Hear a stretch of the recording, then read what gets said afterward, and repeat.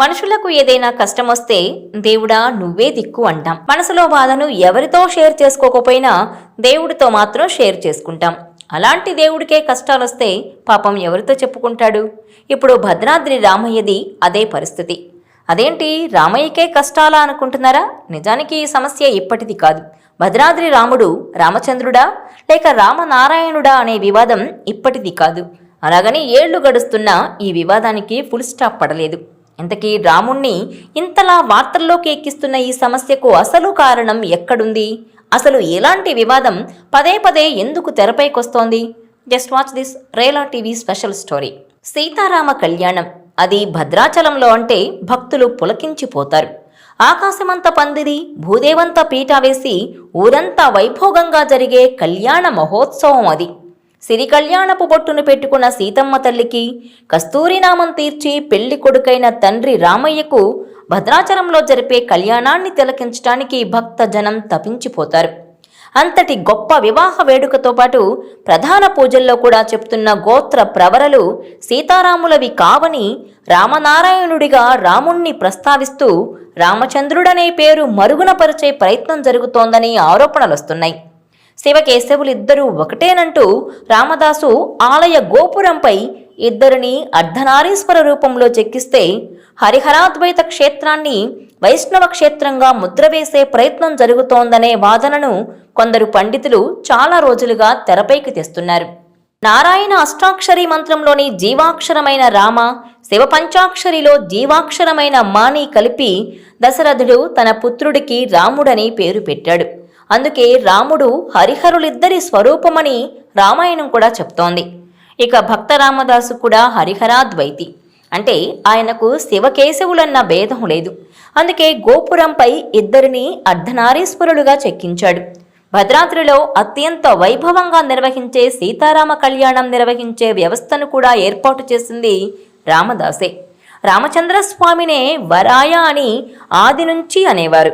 మకారంలోని శివతత్వాన్ని పోగొట్టాలంటే పక్కన నారాయణ శబ్దం వాడడమే మార్గమని వైష్ణవవాదులు రామనారాయణ స్వామినే వరాయ అని చెప్పడం ప్రారంభించారనే విమర్శలొస్తున్నాయి. ఈ మార్పు కూడా 2013 నుంచే జరిగిందని గతంలో అమరావతి పీఠ శివస్వామి ఆరోపిస్తూ భద్రాచలంలోని గర్భాలయంలో ధర్నా కూడా చేశాడు. ఆ మధ్యలో భద్రాద్రి ఆలయ పరిరక్షణ సమితికి చెందిన తేజస్వి శర్మ ఈ విషయంపై ఎంత దూరమైనా వెళ్తానంటూ, అవసరమైతే తాను రామచంద్రుడి కోసం ఆత్మత్యాగం చేస్తానంటూ వార్తల్లోకెక్కాడు. ఈ వివాదం నడుస్తున్నప్పటికీ శ్రీరామనవమి సందర్భంగా జరుగుతున్న కళ్యాణంలో కూడా భద్రాద్రి రాముణ్ణి రామనారాయణుడనే సంబోధిస్తున్నారనే ఆరోపణలున్నాయి. నిజానికి ఆగమ శాస్త్రాల ప్రకారం రాముని గోత్రం వశిష్ఠ, కానీ భద్రాచలం సీతారామ కళ్యాణంలో అచ్యుత గోత్రం చెప్తున్నారని, సీతమ్మ గోత్రం గౌతమ అయితే సౌభాగ్య గోత్రం చెప్తున్నారని ఆరోపణలొస్తున్నాయి. ప్రవరల విషయానికొస్తే రాముడికి నాభాగ, దశరథ, అజ అని చెప్పాలి గాని పరబ్రహ్మ, శర్మ, వ్యూహ నారాయణ శర్మ, విభవ వాసుదేవ శర్మ అని చెప్తున్నారు. సీతాదేవికి స్వర్ణరోమ, హ్రస్వరోమ, జనకుడు అనే ప్రవర చెప్పాలి. బదులుగా విశ్వంభర శర్మ, రత్నాకర శర్మ, క్షీరార్ణవ శర్మ అని చెప్తున్నారు. రాముడు చైత్రశుద్ధ నవమి నాడు పుట్టాడు కనుక ఆ రోజు కళ్యాణంలో దశరథుని ప్రవరలే చెప్పాల్సి వస్తుందని శుభలేఖలోంచి దీనికి సంబంధించిన శ్లోకాన్ని తీసివేశారనేది మరో ప్రధాన ఆరోపణ. కలియుగంలో విష్ణుమూర్తి చతుర్భుజాలతో రాముడిగా భద్రుడికి దర్శనమిచ్చాడు కనుక విష్ణువు గోత్ర ప్రవరలు చెప్పడమే న్యాయమని, అసలు భద్రాద్రి వైష్ణవ క్షేత్రమేననేది మరికొందరి వాదన. అయితే రామదర్శనం కాగానే భద్రుడు రామచంద్ర అనే సంబోధించాడు గాని రామనారాయణ అనే అనలేదనే శైవ పండితులు విభేదిస్తున్నారు. ఇన్ని వివాదాలు నడుస్తున్నా సామాన్యుణ్ణి ఒక ప్రశ్న తొలిచేస్తోంది. రాముడు సాక్షాత్తు ఆ నారాయణుడి అవతారమే అయినప్పుడు మరి రామనారాయణ అంటే తప్పేంటి అని. కానీ దానికి ఆన్సర్ ఉంది. అయోధ్య రాముడు వేరు, భద్రాద్రి రాముడు వేరు అట. భద్రాద్రిలోని రాముడు అద్వైత స్వరూపం అంటున్నారు. అందుకే గతంలో ఓ శివలింగం కూడా ఉంటే అర్చకులు దాన్ని పీకేసి బిందెలో పెట్టుకొని గోదావరిలో పారేశారట. కానీ మళ్ళీ ఆ లింగం గుడిలో అలాగే ప్రత్యక్షమయ్యేసరికి దాన్ని ఓ మూలకు జరిపి అనామకంగా వదిలేశారని చెప్తున్నారు. టోటల్గా వీళ్ళంతా చెప్పేది ఏంటి అంటే రాముడు హరిహర ద్వైత భావన లేని దేవుడు కాబట్టి నారాయణ అని ఓ వైష్ణవ నామంతో సంబోధించటం అన్యాయం, దుర్మార్గం అంటున్నారు. అంటే వీళ్ళ దృష్టిలో రాముడు విష్ణువు అవతారం కాదా?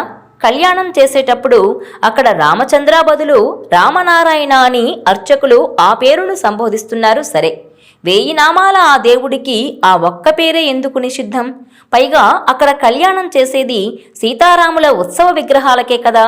మరి ఈ తంతును లక్ష్మీనారాయణుల కళ్యాణంగా ఎలా భక్తజనం చెవుల్లో పూలు పెడతారు? ఓంకార రాముడు, వైకుంఠరాముడు, రామనారాయణుడు ఏ పేర్లతో పిలిస్తేనేం? అందులో అరిష్టమేముంది? అన్నింటికీ మించి మరో అర్థం కాని ప్రశ్న ఏంటంటే అక్కడి అర్చకులు ద్రోహం చేస్తున్నారనే అనుకుందాం.